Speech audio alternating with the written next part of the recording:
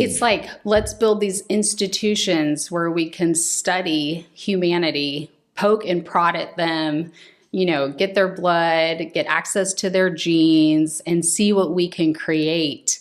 And I don't think I would be saying this if they didn't have the Center for Gender Affirming Care, which is as Nazi as it gets, where you are hacking away at perfectly healthy children.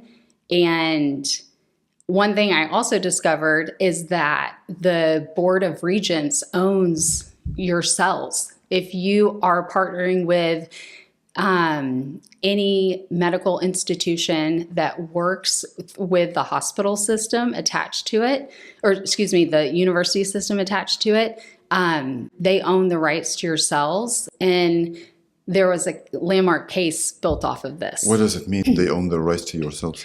Okay, so I'm going to scroll down. This is at the bottom of my article. In 1990, this was a landmark case that happened out of Los Angeles. It's called Moore versus the Regents of the University of California. And in 1976, John Moore was being treated for leukemia at UCLA Medical Center. His doctor recommended the removal of his spleen, allegedly for medical reasons. Unbeknownst to Moore, his cells had unique biological properties. Without his consent, John Moore's cells were used to develop a valuable patented cell line called the Mo cell line, which was later commercialized for significant financial gain. Moore's blood cells were unique in that they produced a protein that stimulated the growth of white blood cells, which helped protect the body from infections. And so the California Supreme Court ruled that a hospital's patient's discarded blood and tissue samples are not his personal property, and that individuals do not have the rights to a share in the profits earned from commercial products or research derived from their cells. Is that not the craziest? So like this is happening, and San Diego is like a biomedical hub. So you have the university, which receives the highest number of grants and funding of any university in our country at like 1.74 billion, something like that. And we're also a biomedical hub.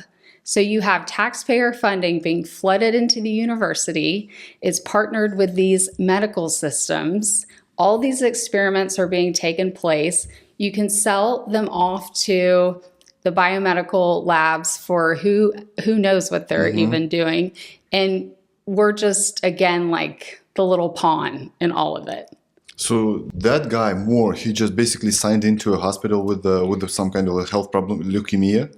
And then he signed some kind of a document where he said that they can do whatever almost they want with their own body and body parts. Right. So there are consent forms, and our whole world operates on consent and contracts and us giving our will. And so, yes, when you go into these medical institutions, please understand what you're signing away. Like you're signing away the rights to your own, like whatever's coming from your body. And this is legal? It's legal. It's protected. Still. So that happened in 1976. Yes. It's 2025. It's still legal right now? Yeah, it happened in 76, but the ruling came in 1990. And so it has ruled, and so the UC system, and I'm not an expert on this, but I learned enough to like see high level what could be happening. But the University of California system is governed by the regents. It's a board of regents. And in some cases, our governor appoints the board. So like there's no protection if you're in on this elite ruling class. Like they own it all. Okay, but does the Rady have something to do with this? Yeah, so excuse me. The reason I went on that tangent is because he has recently built and funded the Center for Genomic Research in Children. They own it all. What are you doing to American children?